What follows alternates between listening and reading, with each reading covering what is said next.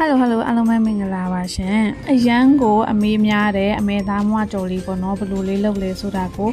အိမ်မှာလုပ်စားတဲ့လုပ်နည်းလေးပေါ့နော်မှန်တာဒီမားတာတွေတော့မသိဘူးအိမ်မှာဒီလိုလုပ်တယ်ပေါ့နော်လုံးဝမွားရွလေးနဲ့အရန်ကိုစားကောင်းတဲ့လုပ်နည်းလေးကိုလာမြောက်ဝေပေးမှဖြစ်ပါတယ်ရှင်ပထမဦးဆုံးရေးဆေးထားတဲ့အသားကိုအိုးထဲထည့်လိုက်ပါတယ်ရှင်အသားတွေကိုလက်သစ်စာအဲ့လိုမျိုးအတုံးလေးတွေပဲတုံးထားတာဖြစ်ပါတယ်ပြီးလို့ရှိရင်တော့စားအချုံမုံပေါ့နော်အချုံမုံကြိုက်တယ်ဆိုတော့အချုံမုံထည့်ပါပြီးရင်စနွင်းပြီးလို့ရှိရင်ကြက်သွန်ဖြူကြိတ်ထားတာရဲ့ဂျင်းကြိတ်ထားတာရဲ့ဒီမှာကျတော့အချိုမုံမထည့်ပဲနဲ့ကြက်သားမုံကိုသစွန်းထည့်ထားပါတယ်ရှင်။ပါဝင်ပစ္စည်းတွေအလုံးထည့်ပြီးသွားလို့ရှိရင်တော့လုံးဝနှံ့သွားအောင်တေချာလေးကိုနေပေးလိုက်မှဖြစ်ပါတယ်ရှင်။တေချာလေးနေပြီးသွားလို့ရှိရင်တော့ရေထည့်ပါမယ်ရှင်။ရေကိုအသားမြုပ်တဲ့အထိထည့်ပြီးတော့မှဒီ pressure အိုးနဲ့ပဲလုံးဝနူးတဲ့အထိကိုမီးအေးလေးနဲ့ပြုတ်ပေးလိုက်ရမှာဖြစ်ပါတယ်ရှင်။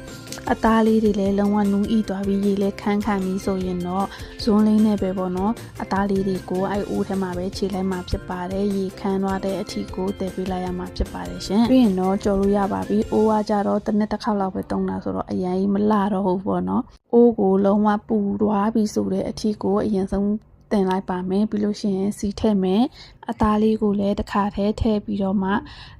ကြော်လိုက်မှဖြစ်ပါတယ်စီရောမပူသေးဘူးပေါ့နော်တစ်ခါတည်းထည့်လိုက်ပါတယ်အသားထဲကအရည်တွေကထပ်ထွက်မှဖြစ်ပါတယ်ရှင်အမဲသားမွားကြော်ရဲ့အတိကကြတော့ကြော်တဲ့အချိန်မှာအရန်စိတ်ရှိလက်ရှိနဲ့ကြော်ဖို့လိုပါတယ်အရန်လည်းအချိန်ပေးရပါတယ်နိုင်ဝက်မိနစ်40လောက်တော့အချိန်ပေးရတယ်ပေါ့နော်မီးကလည်းပုံမှန်မီးလေးနဲ့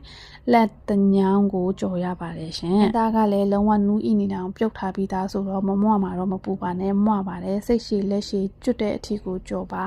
လုံးဝနီးရဲသွားပြီဆိုရင်စီစစ်လိုက်လို့ရပါပြီစီစစ်ပြီးသွားလို့ရှိရင်တော့အသားလေးတွေလုံးဝအေးသွားတဲ့အထီကိုပန်းလေးထဲမှာထည့်ပြီးတော့မှလုံးနေတဲ့အသားလေးတွေရှိရင်လည်းဆိုလည်းနည်းနည်းလေးဖြန့်ပေးလိုက်မယ်ပေါ့နော်ပြီးလို့ရှိရင်လုံးဝအေးခံလိုက်ရင်တော့အမဲသားမွားကြော်ကျွတ်မွားလေးကိုရပါတယ်မွားတာပေါ့နော်သူကကျွတ်မမကြီးမဖြစ်ဘူးနော်ကျွတ်ပြီးတော့မှမွားလေးပါ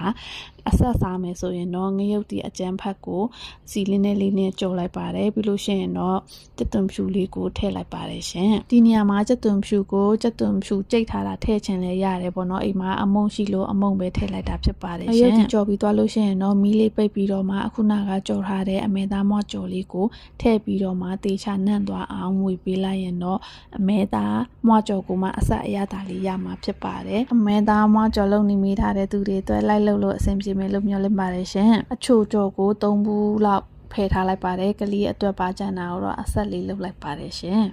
နောက်ဗီဒီယိုတွေမှာလည်းနောက်မှလုံနည်းတွေနဲ့သူပြန်လာခဲ့ပါအောင်မယ်ရှင်ကြည့်ရှုပေးတဲ့တောက်ချန်စီကိုအထူးကျေးဇူးတင်ပါတယ်ရှင်